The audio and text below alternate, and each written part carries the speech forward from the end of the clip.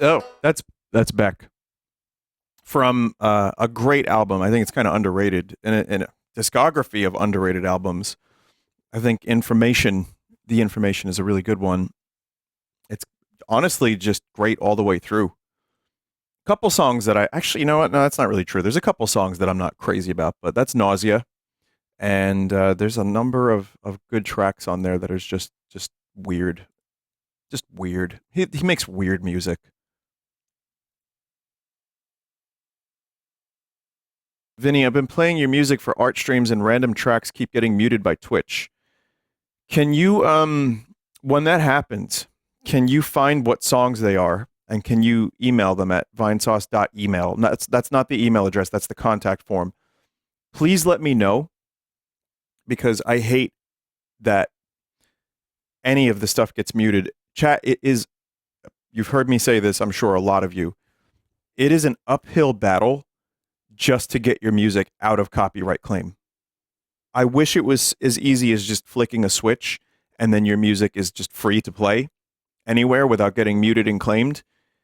I've sent emails back and forth. I've attempted to get all of my music like removed from any copyright claim and it just keeps coming back. It's like a default and it even like songs that I've had removed before for some reason end up in there again. And it's not just YouTube. It's like distributors. It's like when you send out your music to get distributed to Spotify or Apple or anywhere, there's that. Then there's YouTube. Then there's like a whole other layer with Twitch. Then there's publishing, and it's just a nightmare. So, and like, I have enough foresight to realize that people playing my music on their streams is helpful to me. And I don't want that to be like a problem. Like whenever I play something like Beck, it gets muted, but at least people hear it live and I can say, hey, here's a cool song that you guys might like. And I do think that a lot of Red Vox stuff was able to spread via word of mouth, which is nice. And then, you know, these companies want to take that away just so they can make like a penny on your penny. It's awful. It's absolutely awful. So anyway, new album soon. Well, anyway, let's do some Katamari. I know I've been saying that like dangling a carrot, but I just don't want to say specific release dates because that's another. Again, the whole thing is a big mess. Releasing music is a mess. Getting the proper like promotion so that you know you can actually get on some playlists and people can be aware of its existence. That's a nightmare. You need like a weirdly long amount of lead time. But I will tell you, for those, I appreciate those who do care enough. So two things I'll mention. One, the album is fully finished, mixed, mastered. It is now done. And it's basically more or less now just trying to figure out what the release date is. And we will be playing a couple songs from it at our show in Baltimore, December 19th at the Otto Bar. Show Otto. So the winner of the challenge pissing competition is going to be able to hear some of that stuff.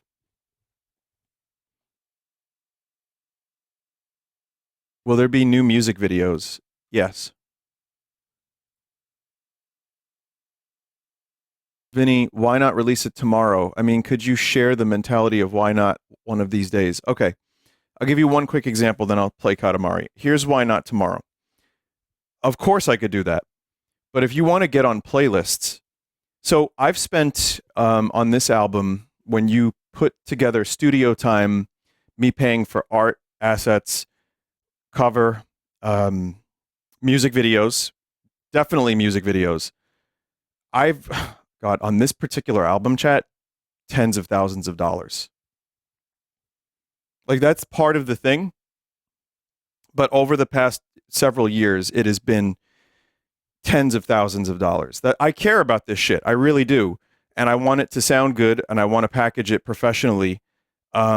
If I just release it, first of all, Spotify, you can't just release it. You need lead up time. And if you send it through a distributor, like they send it out to every company, like Apple, Spotify, This is, all new to me, to be honest. Even over the past couple years, like I didn't know, but now I'm learning more about this. And in order to maybe get a little bit of coverage, to maybe have this music go to people who might not have heard it otherwise, you need like time and people to say, hey, here's this song that is not out yet. Would you put this on your playlist? And maybe editorial kind of stuff that might potentially push it to like a slightly new audience. I haven't really ever done that. I mean, a few times. For me, it's been the Vinesauce audience. It's been word of mouth. It's been, believe it or not, the fucking algorithm has helped weirdly. But when it comes to getting the most out of this thing and trying to like, you know, actually make it worth it, it takes time. That, and then finally vinyl production. That takes time. That takes months sometimes. It was worse during the pandemic, but now, it might take from like day one to the vinyl is in my hands, month and a half. And then there's other merch too. I mean, the thing about this is, yes, I've spent tens of thousands of dollars on the music stuff. And no, I don't really make that much from music. However, having some merch available helps me recover some of that cost.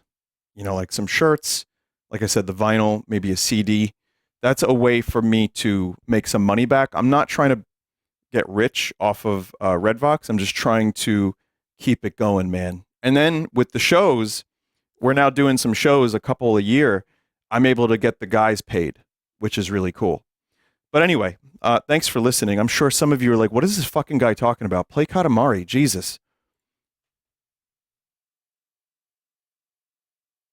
But yeah.